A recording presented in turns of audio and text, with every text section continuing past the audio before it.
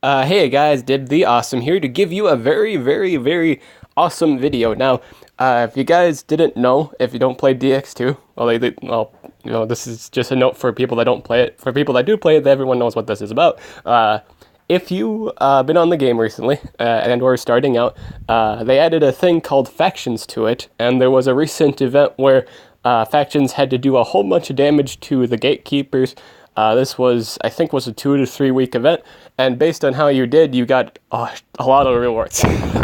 As far as I'm concerned, they were very, very, very generous in terms of rewards. And today, I'm going to be doing a whole bunch of pulls because they give you, based on your score, they'll give you a whole bunch of stuff. This is and it's a total thing too. It's like a team effort thing. It's really, really, really, really rewarding. First, we're going to use our ultimate summoning file. We're going to see if we get a rank 5 monster. Or just like, more often than not, I just find this as another special summon pull. Because all I usually get are 4 stars from this. But hey, it's another guaranteed 4 star. Regardless, it's a good pull. Regardless, it just is. So we're going to use it. We're going to see what we get. Hey, is that teal? It's red. No, it's not. This is here, Jenna de Arc. This is a good healer. Phenomenal good healer. I'm happy with this. It has judgment too, which is really good. That increases attack by 20%. Yeah, that's awesome. And also has mind break. Ooh. It reduces MP by 3. That's pretty good. I mean, like, it depends on if they're running mana stuff, which people usually do. It's a good disruptor, if anything. It is if it's like a monster. Let's say the defense is like running. I think it's good for attackers, like attackers that don't genuinely run mana, like things that use magic run mana, things that don't run magic run like. Well, when I say mana, I mean like divine brands, that increase MP by 1. But for things like Hong Dai or like Zhongqi, they don't genuinely do that. I don't know if Zhongqi is the best target because he has a 5 mana costing skill, but things like Seth, I think, are good. I don't know if people really put anything on Seth. But it's good for damage dealers that don't run mana. This is a really, really good monster because it has the passive recovery boost. This increases all healing skill effectiveness by 15%. This means it's phenomenal healing, and she has a 6 mana skill, so you don't have to run MP. The nice thing about this monster is you don't have to run MP brands. In terms of MP brands, or divine brands, it's kind of hard to get a good one because divine brands just seem to have terrible scaling. Like no matter what you do, like the odds of getting a good divine brand just seems to be astronomically low in terms of like just getting damage. Like you want to give divine brands to like high quality damage dealers with really 8 MP costing skills. But that's really hard to get during the more ability to do more and more quests with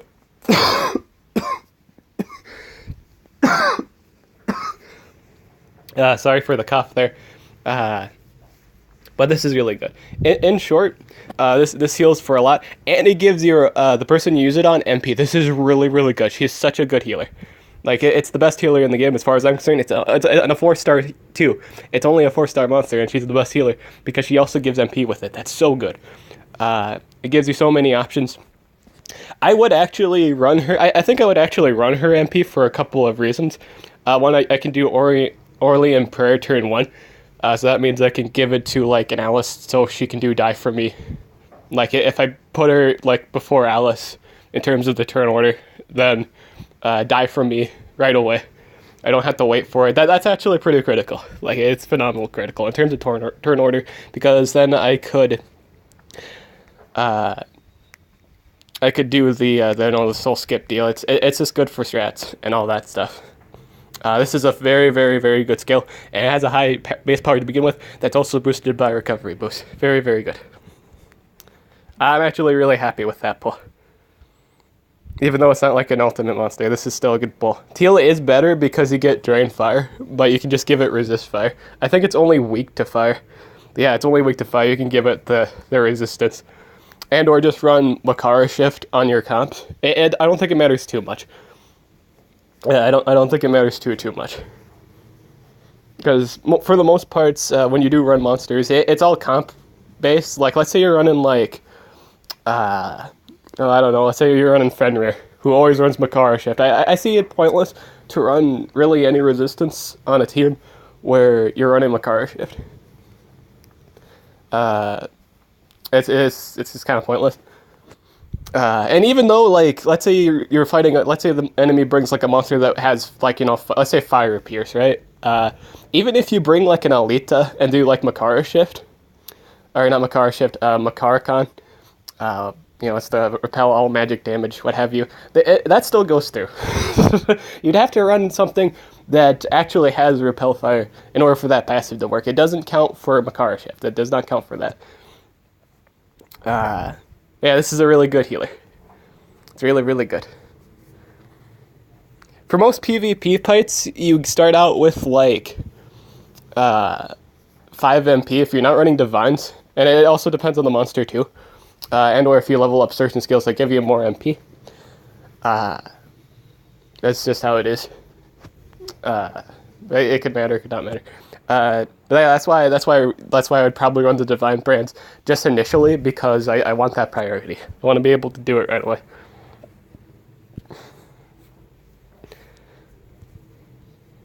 Alright. Didn't get anything good there. Nope. Nope. Nope. Nope. A lot of 3 stars. Not surprising. Nope. Nope. Nope. Got a whole bunch of 3 stars.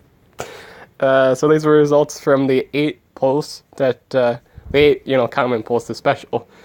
Not special, the, as a superior summoning files.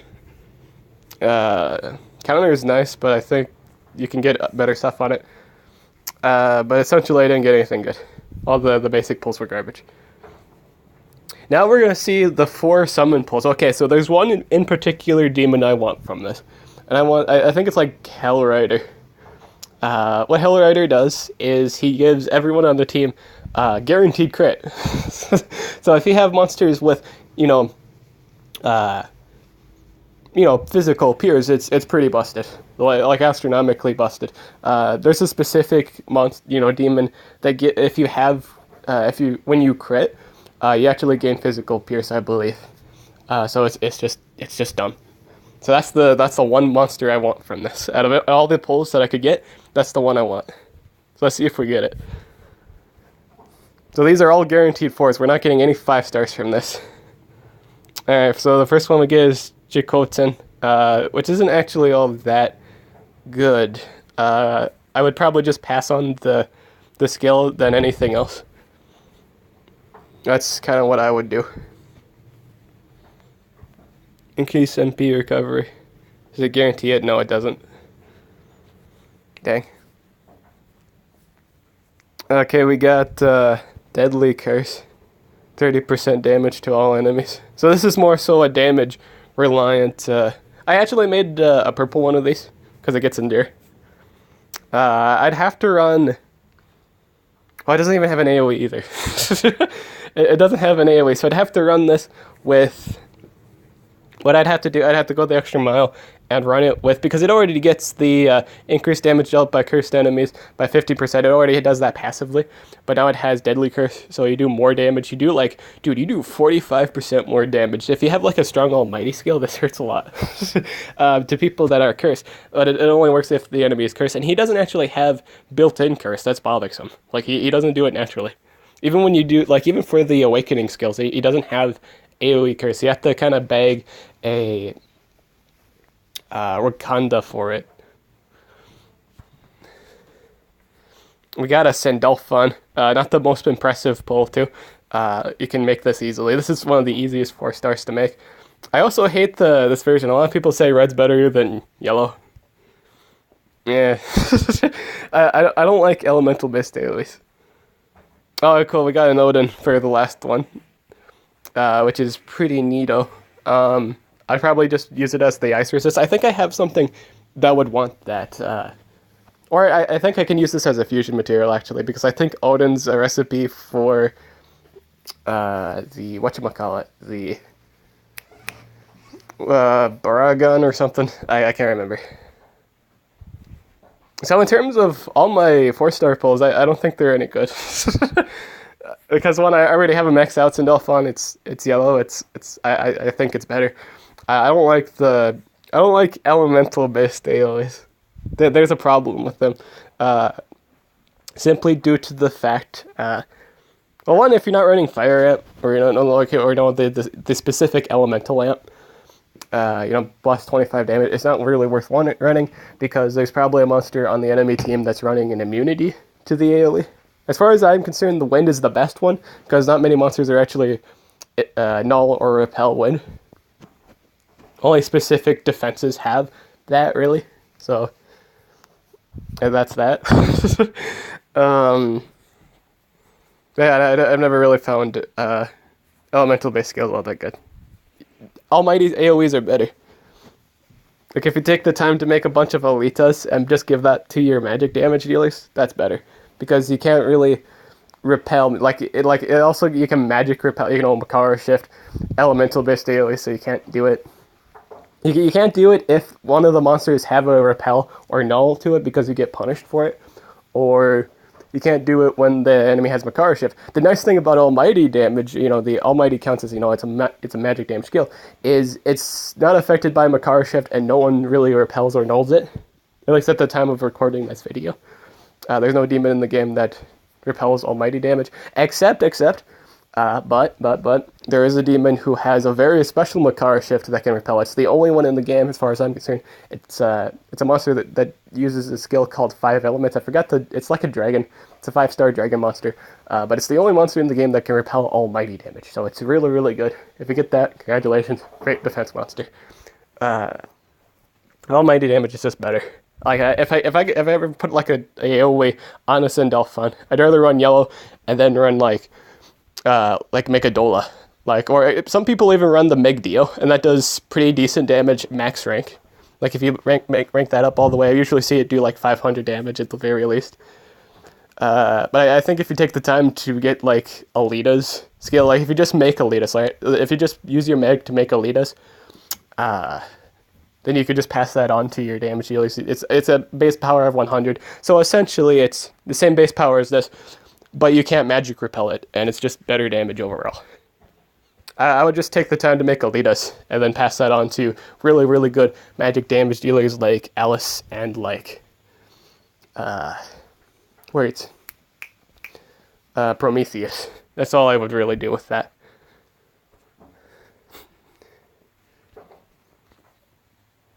Those were all of the pulls. Oh, I got a Hell Summon. Let's see what I get from that. Garbage. Not surprising. Yeah. But those were all my pulls for this video.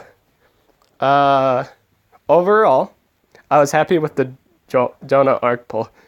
But beyond that, well, let's see the other stuff real quick. Again, I had to work on Call Dark to make it good, so I don't know if I want to do that.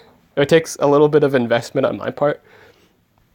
This could probably do a lot of damage, like an astronomical amount of damage. But I have to work for it. And I had to make a team that's solely based on that. So I'd have to run like a monster that runs barrier removal. So I think like a Sleipnir. It'd have to be kind of turn 1-ish. Sleipnir into Rakonda, who has AoE Curse. Curse actually has the highest chance of actually landing in the game. Or you could run anything really that runs the Affliction. You could like make a Rakonda and pass it on to something like, I don't know, it wouldn't be, because you'd rather mute more than anything else with Skadi, but that would work. I think Skadi is a solid choice.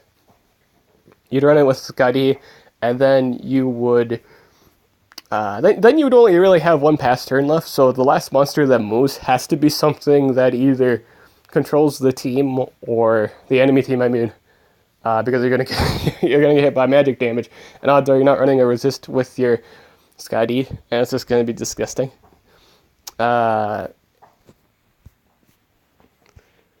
Jikotin has never really been all that. Well, wait a second. Does it say drain? Enemy loses every time drain their attack. And it doesn't really have a drain. It doesn't even, dude. It doesn't even have a drain passive.